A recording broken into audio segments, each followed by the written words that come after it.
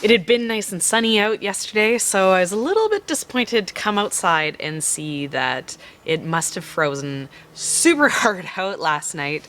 I'm walking around and the ground is hard. It has no sponge to it. It's completely frozen. And as I walk over spots where, you know, plants have fallen down, I can feel them cracking as the frozen structure, the little bit of moisture in there kind of gets broken from the weight. And the garden is not very happy because it was thinking that maybe it was spring. So I thought I'd come on here and quickly talk to you guys about the idea of false spring and also why it's a good idea to know the kind of weather patterns that are typical in your growing area and why you shouldn't necessarily trust what it's like outside. You should trust more, you know, the history. You don't want to plant something on a warm day just because it's nice if the historical, you know, weather records show that there's a very good chance that this is just a fluky nice day and it's gonna get super cold and super frozen again, and so you should just enjoy it for what it is and not get too anxious to get started in the garden. Let me show you what the sad garden looks like. Now I know a lot of this isn't really gonna look like anything on camera, especially if you aren't used to seeing what this would normally look like in the last couple days. But you know, in here, these are my turnips. And you can still see that the growth in here is nice and perky, but then you have these leaves here that are kind of flat and, you know, they look a little wilted. This stuff just yesterday was still sitting up in the same way the center of the plant was, but with this cold weather that we got overnight, it's basically like a frost. It's damaged and killed these leaves. So, you know, all of this, there's a good chance that these are still going strong, but all of this nice greenery is totally lost. Another one that I'm fairly surprised about is my kales here. I don't know if you can kind of see, if we go in close, you can kind of see these color differences in here. It's looking kind of whitish and then a darker green, whereas in the center it has this lighter green color.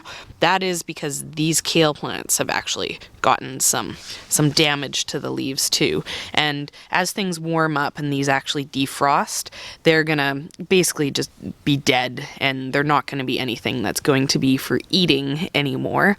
And this kale, this is my winter boar kale in here. It's not like this was, you know, some other stuff. And so this winter boar kale usually can handle these freezes, but I think because it kind of, you know, got the false spring, it got anxious. It thought it was, you know, time to grow.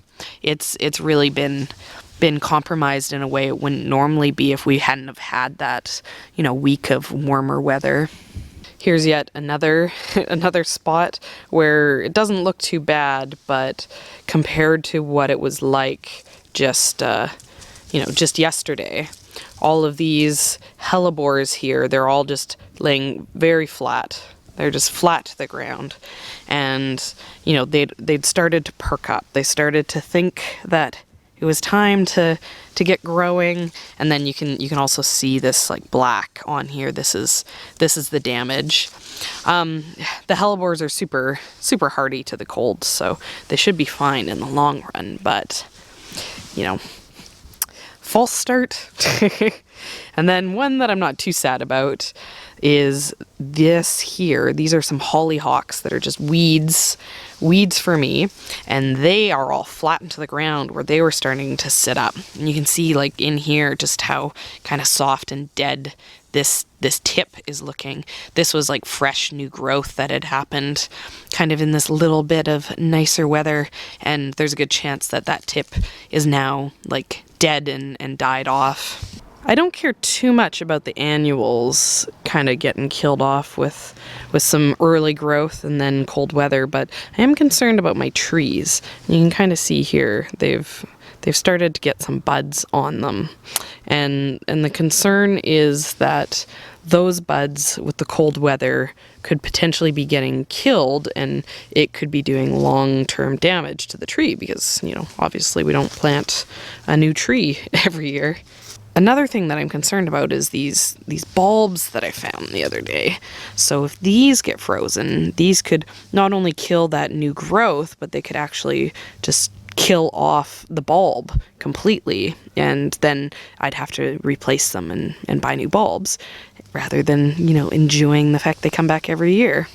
Another early starter that, you know, this one I actually have faith that it is hardy enough that nothing is going to actually happen to it, but my rhubarb had started to bud up here, and it probably is not very happy about this cold weather. This is a colder spot in the ground just in general, so I'm sure that the plant itself has, you know, stayed fairly protected, as maybe just some of the stuff that it was a little bit more up on the surface. But, you know, this our prize-winning rhubarb, we'd be sad to have it have some, you know, serious long-term damage. We did enjoy our little bit of warm weather. The sun just went behind clouds, and today, even though it is pretty cold out, it was nice and warm in the greenhouse. You know, the kids have been having a good time getting to run around, and it's been a little bit drier, so I've been more inclined to let them play in the yard than when it's super wet and kind of just hovering at that 0 temperature. I have to admit, it even had me thinking, oh, maybe, and I'm glad that I resist the siren song of fall spring and didn't rush and get anything going. I still have 2 good months of waiting, and it's gonna be a while until I can, you know, even put stuff into the sheltered greenhouse. So now I know, because we're in Canada, that, you know, doesn't mean that it's false spring in other places. I've seen a bunch of you in Florida and California and all the stuff that you're doing, and I'm super jealous that you have real spring. First Australia with their summer, their opposite weather, and then all of you Southerners making me so jealous, Canadian gardener up here. But be patient. Spring will come. Just might be a long winter. So I'll see you guys again, hopefully on a nicer day than today.